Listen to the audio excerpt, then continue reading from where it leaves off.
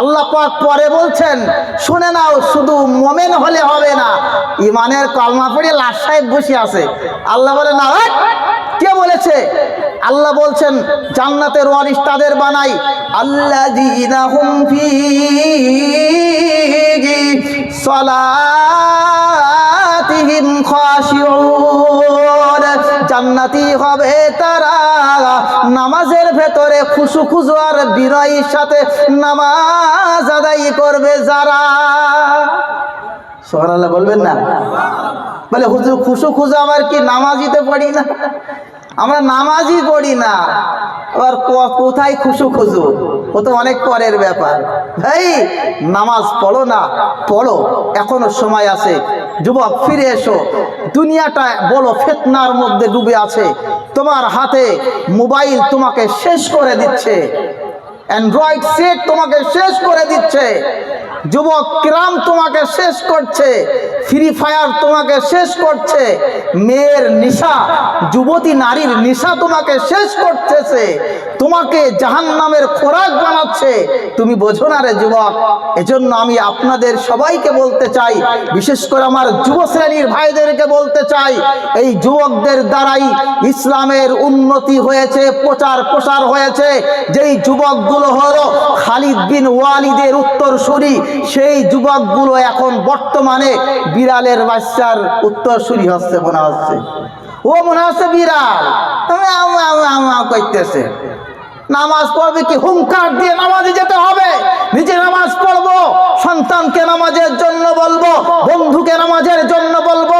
আমার কোনো বন্ধু যদি নামাজ না পড়ে, কিরামের দিকে যাই, মদের দিকে যাই, জুয়ার দিকে যাই, তাস আর লটারির দিকে যাই, আমি তার সাথে একবার দুবার তিনবার তাকে ফেরানোর চেষ্টা করব। যদি না ফেরে তার সঙ্গে তাল্লুক করে দেব, তার সঙ্গে সম্পর্কটা বিচ্ছেদ করে দেব। আমার নবী বলেন এরকম বন্ধুর চাইতে কোন বন্ধু না থাকা অনেক ভালো। আল ওয়াহদাতু খায়রুম মিন জালিসিস সু। গভীর মনোযোগ দিয়ে শুনতে হবে। অনেক সমাজের মানুষ আছে, অনেক ছেলেরা এমন আছে দেখবেন একা একা থাকতে ভালোবাসে। কিছু কিছু আলেম উলামারা এমন আছে দেখবেন একা একা থাকতে ভালোবাসে। বলে হুজুরটা খুবই একা আসলের মতো, বলে না হুজুরটা একা আসলে, এই চার দোকানে একটা আসবে, গল্প টল্প করবে, তা নাই। হ্যাঁ আগের হুজুর ভালো ছিল। এই আমাদের সমাজে এরকম সিস্টেম আছে না নাই? ভাই হাদিস বলছি শুনে নেন, আল ওয়াহদাতু খায়রুম মিন জালিসিস সু। একা থাকা খারাপ সহচর্য থেকে অনেক অনেক গুণ ভালো।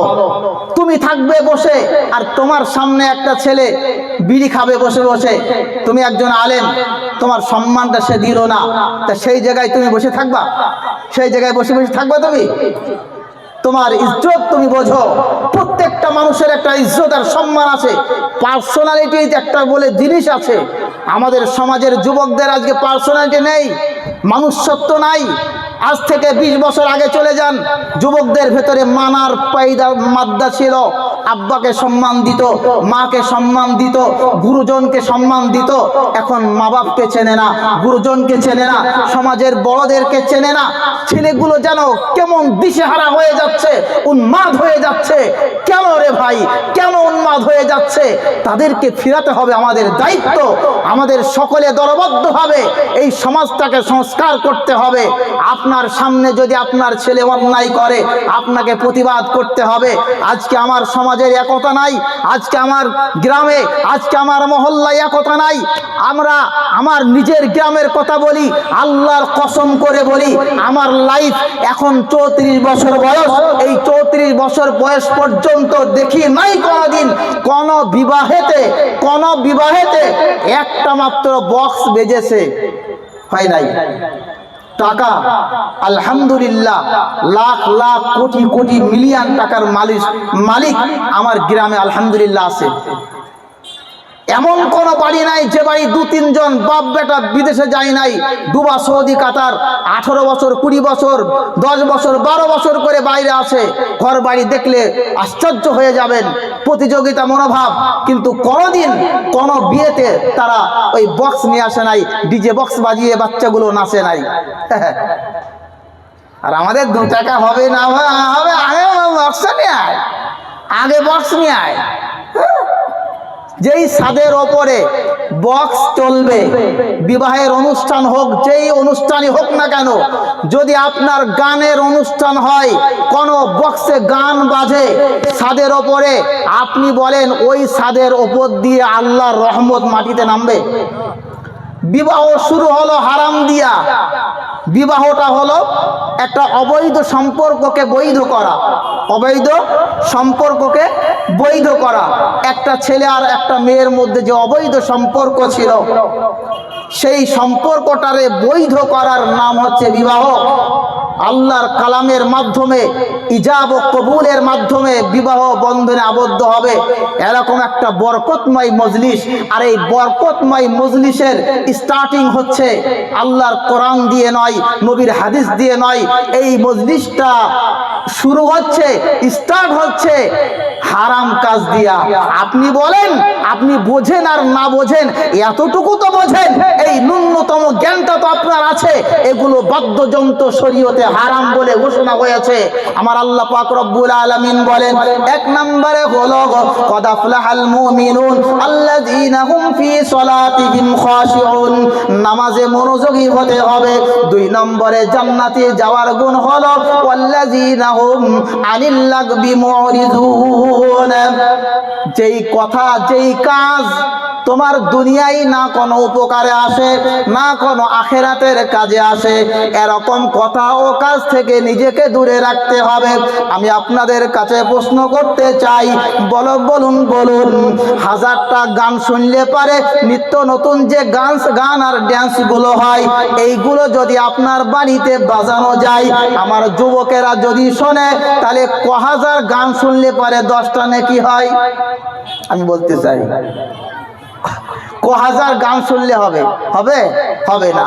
আল্লাহ পাক বলেন, এ বান্দা, তুই যে জান্নাতে যাইতে চাস, তা মনে রাখবি ওয়াল্লাযীনা হুম আনিল লাগবি মুরিদুন, অসৎ কাজ, অনর্থক, যার কোনো অর্থ নাই, যার কোনো স্বভাব নাই, না দুনিয়ার কোনো উপকারে আসে, না আখিরাতের কোনো উপকার আসে, এরকম কথা ও কাজ থেকে নিজেকে বাঁচাবি। আমি আপনাদের বলতে চাই, এই গান বাজলা, ঢোল তাবলা, এটা কি আমাদের কৃষ্টি কালচার, না আমার অন্য কোনো ভাইদের কৃষ্টি কালচার? এটা আমাদের নয়, আমাদের কালচার হলো আল্লাহর কোরআন। রাসূলুল্লাহ সাল্লাল্লাহু আলাইহি ওয়াসাল্লাম, আমার দয়ার নবী জানায়া দেন, কুল্লু আমরিন, প্রত্যেকটা এমন কোন ভালো কাজ, যেই ভালো কাজটা আল্লাহর নাম দিয়ে শুরু করা হলো না, ফাহু আত্তা, সেটা লেজ কাটা দুমবুরিদা হয়ে গেল, সেটার ভেতরে কোনো রকমের বরকত হবে না। ইমাম সাহেব যত দোয়া করুক না কেন, ওই বিয়েতে বরকত হবে না, কারণ ওটা আল্লাহর নাম দিয়ে শুরু হয় নাই, শয়তানের নাম দিয়ে শুরু হয়েছে। কথা বলেন ঠিক না বেঠিক? এই জন্য ন্যূনতম জ্ঞান যাদের আছে, এই গান বাজনা থেকে দূরে থাকতে হবে।